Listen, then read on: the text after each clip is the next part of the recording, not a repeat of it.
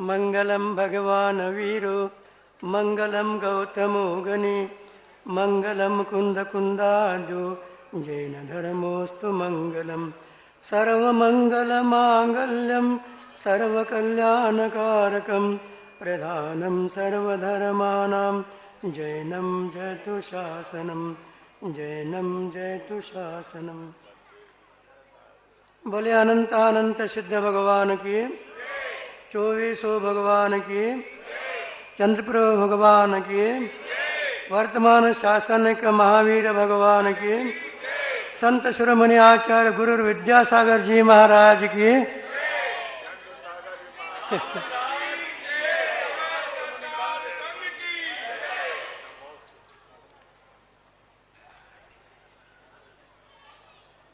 चार गतियों में मनुष्य गति श्रेष्ठ है कहा है आचार्यों ने। जिस प्रकार मति है उस प्रकार हमारा गति होती रहती है, लेकिन चारों गतियों में श्रेष्ठ जो है मनुष्य गति श्रेष्ठ है। तो मनुष्य गति से श्रेष्ठ है क्यों कहा? मनुष्य गति में ही धर्म होता है, धर्म के माध्यम से इस जीव का कल्याण होता रहता है। अब इस मनुष्य पर धर्म के लिए है, संसार के लिए नहीं, ऐसा आचार्य ने शास्त्र में कहा। महापुराण में दिया है विंसेंट स्वामी ने, मनुष्य पर्याय जो भी है केवल आत्मकल्याण के लिए, धर्म के लिए है, संसार के लिए नहीं है, इसलिए श्रेष्ठ है। इस मनुष्य पर्याय में आप नर से निरंजन बन सकते, नारायण नहीं, नारायण भी राजा है, 6 खंड का अधिपति होता है। लोग क्या कहते हैं? नर से नारायण बन जाओ, नारायण नहीं बनना अपने को, नारायण भी राजा ही है, लेकिन नर से निरंजन बनना, कर्म से जो भी रहित होकर के भगवान बनने के लिए एक ही पर्याय है, वो मनुष्य पर्याय है। तो इसलिए क्या करने इसमें धर्म करो का, धर्म के माध्यम से तुम्हारा कल्याण हो सकता है। दूसरा कोई कल्याण करने वाले इस संसार में दूसरा कोई नहीं है।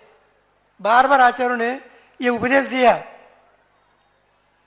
तो उसके लिए आचार्यों ने एक श्लोक दिया, रत्नगण सावकाचार्य में आचार्यवाज ने मंगलाचरण में दिया, देशयामि समीचीनम धर्मम कर्म निवर्णनम संसार दुखतः सत्वान योधर तुत्य में सुखे।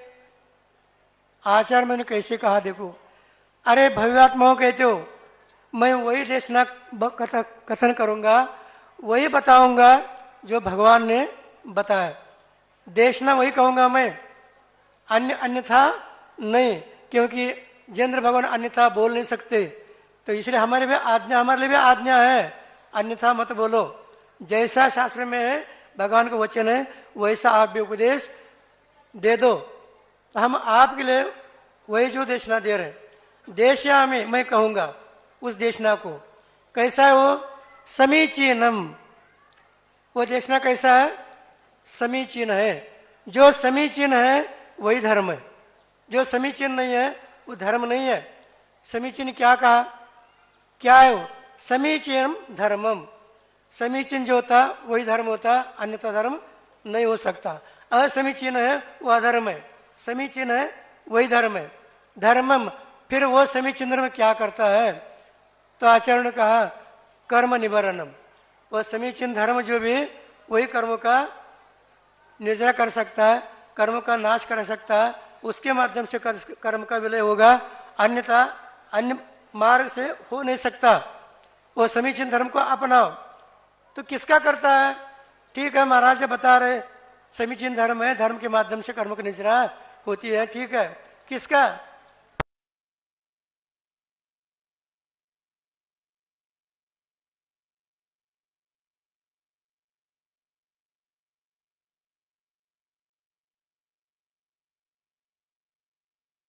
स्थापित कर देता वो धर्म है। सुख में जो भी रखता आपको सुख प्राप्त कर देता है वो धर्म है। जिसके माध्यम से सुख प्राप्त नहीं होते वो धर्म है ही नहीं। जिसके माध्यम से द्वारा से आपको सुख प्राप्त हो रहा है वही धर्म है।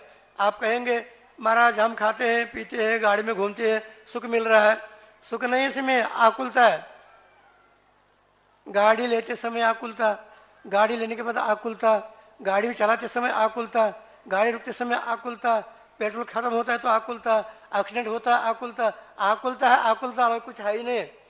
भोजन पानी खाते समय आकुलता, भूख लगी है, जब तक मिलता नहीं तब तक मिल जाए मिल जाए मिल जाए, ये आकुलता है। मिलने के बाद भी अब जब तक खाते रहे तब तक आकुलता, खा भी रहे संतुष्ट नहीं है, जब तक पेट नहीं भरता तब तक आकुलता, ज्यादा हो गया फिर भी आकुलता। अरे भैया बहुत हो गया, बहुत हो गया, अब बंद करो बंद करो। अभी तो आप तो कह रहे थे लाओ लाओ, तो कहते ले लो ना।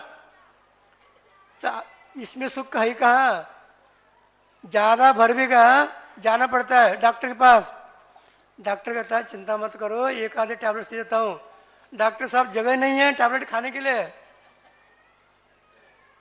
तो विरेचन करेंगे, इंजेक्शन दे देंगे, विरेचन करेंगे, फिर चला गया। अरे पेट खाली हो गए तो और कुछ डॉक्टर साहब कुछ खा सकता हूँ, तुम्हें खाया तो गड़बड़ हो गया तो मत खाओ। अब नहीं खाते तो भी गड़बड़, खाते तो भी गड़बड़। इसका मतलब इसमें खाने पीने में संसार में कहीं भी सुख नहीं है। सुख किसमें है? धर्म में सुख है। धर्म एक जो भी सुख के लिए कारण है वो आपको सुख में स्थापित कर देता है। इसलिए कहा ये छह आवश्यक करो। साधु के लिए भी 6 आवश्यक है और श्रावक के लिए भी 6 आवश्यक है।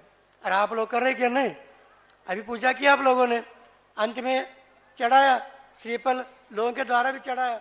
वो कितने? 5 ही है। ये नारियल चढ़ा जो है श्रीफल 5 ही है। साधु के लिए भी 5 महाव्रत और श्रावक के लिए भी 5 अनुव्रत। अनुव्रत होते तो अनुव्रत को अपनाओ और 5 इंद्रिय का निरोध करो, उसका दमन करो, उसके माध्यम से तुम्हारा कल्याण होगा। और शास्त्र भी 2 चढ़ाया, 2 ही है संसार में, एक जीव एक अजीव, 2 ही है। जीव पदगल नाचिया में कर्म उपाधि है, कर्म जैसे करोगे उपाधि बन जाता है। पदगल परमाणु वही जो भी कर्म परमाणु बन जाते हैं। तो इसलिए जो भी ये 6 आवश्यक आप लोग करना चाहिए ये 5 अंत के माध्यम से। देव पूजा, गुरुपास्ति, स्वाध्याय, संयम, तप और दान, ये 6 आवश्यक कंपल्सरी करना चाहिए, नियमित रूप से करना चाहिए।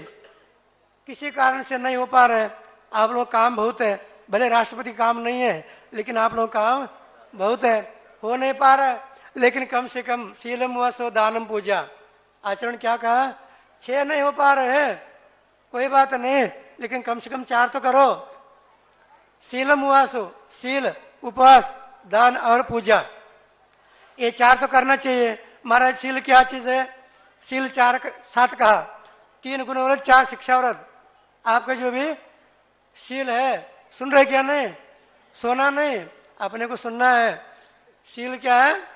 3 गुणव्रत, 4 शिक्षाव्रत को शील कहा। ये श्रावक का, साधु के लिए नहीं, श्रावक के लिए कहा। शीलम उपवास, उपवास। महाराज उपवास हो नहीं पाता, जब आप बीमार पड़ गए, डॉक्टर कहता कुछ खाना नहीं, महाराज कुछ खाना ही नहीं, टैबलेट्स खाओ, टैबलेट्स का गोली खाओ, कुछ खाना नहीं। डॉक्टर कहने के बाद उस दिन कुछ खाएंगे नहीं। आप उपवास तो करते हैं, लेकिन महाराज कहेंगे महाराज नहीं हो पाता, हमें एसिडिटी बढ़ती है, गर्मी होती है, पित्त बढ़ता है। पित्त नहीं, तुम्हारा चित्त भड़क रहा है, इसलिए पित्त भड़कता हो।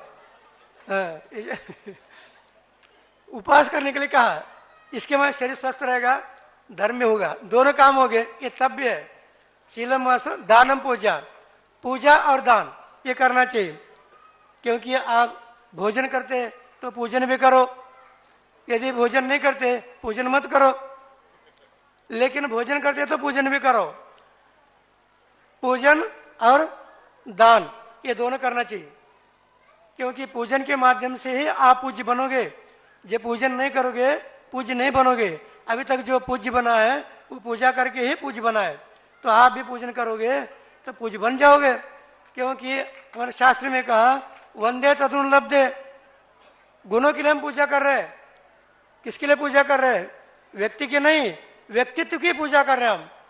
तो व्यक्तित्व पूजा करने के लिए उस व्यक्तित्व को हासिल करना, गुण को हासिल करना। गुण बाहर से आते नहीं, गुण आपके अंदर ही है, उसको उद्घाटित करने के लिए ये सहारा लेना है। बाहरी सहारा है, ये निमित्त है, कारण है, हेतु है। इसके माध्यम से अपने गुण को आप प्रकट कर लेते हैं। गुण को प्रकट करने के लिए ये पूजन करना चाहिए और अंत में दान करना चाहिए। क्या दान करना? जो आपके पास है वही दान करो। आहार दान करो, औषध दान करो, और क्या है, ज्ञान दान करो। ये कर रहे, शास्त्र दान कर रहे, ज्ञान दान, अभय दान, और क्या है, वस्त्र दान, भूदान, गोदान, कन्यादान। बहुत है, दान तो बहुत है करने के लिए, उसके बिना काम होता ही नहीं। बहुत है। यहाँ देखो कितने आचार्य मज का है, ये सब दान कर लिया तभी तो बैठे सब यहाँ। माता पिता ने दान कर दिया, सौंप दिया आचार्य मज को, तभी तो दिख रहे सभी, नहीं है क्या? उसके माध्यम से ज्ञान दान हो रहा आपका। वो आपको ज्ञान दे रहे क्या? नहीं दे रहे। साधु को सेवा कर रहे क्या? नहीं कर रहे। इसका मतलब वैयावर्ती भी हो रहा है, दान भी हो रहा है, उनका पूजा भी हो रहा है, सभी आवश्यक 6 आवश्यक पल रहा है। तो उनको देख करके आप लोगों को भी करना चाहिए। क्योंकि भले वो घर छोड़ दिया, यहाँ करके 6 आवश्यक कर रहे, लेकिन आप घर में रहते हुए भी आपके पास नजदीक रहते, नजदीक हमेशा साधु तो रहते नहीं, लेकिन बाकी ब्रह्मचारी तो आपके नजदीक रहते। उनको देख करके आप लोगों को भी ये 6 आवश्यक करते हुए अपने कल्याण के मार्ग पर आगे बढ़ना चाहिए। इसलिए ये 6 आवश्यक जो भी साधु का समीचीन धर्म के माध्यम से, श्रावक का समीचीन धर्म के माध्यम से हुआ करता है। और आप लोग भी समीचीन धर्म को अपना करके सुख के मार्ग में आगे बढ़ने के लिए ये 6 आवश्यक का पालन करें, 5 अनुरोध धारण करें। उसके माध्यम से आगे आप लोगों का भी उन्नति हो। उन्नति मतलब क्या? धर्म कार्य में, संसार में नहीं। महाराज आशीर्वाद दे दो, क्योंकि हमारी दुकान चल नहीं रही, दुकान के लिए नहीं है, तुम्हारे 2 कान जो भी सुन रहे हैं उसके लिए आशीर्वाद है। 2 कान है ना, उसके लिए सुन रहे हैं, सुनो, श्रवण करो। जो श्रवण करेगा वो श्रावक बनेगा, जो सुनेगा नहीं वो क्या श्रावक बनेगा? तो सुन करके वो आगे बढ़ता है। तो उसी प्रकार आप लोग भी 6 वर्ष को अपनाते हुए, 5 अनुरोध को धारण करते हुए अपने जीवन में आगे बढ़े। आप सब लोग कल्याण हो। इसी भाषा बोले महावीर भगवान की।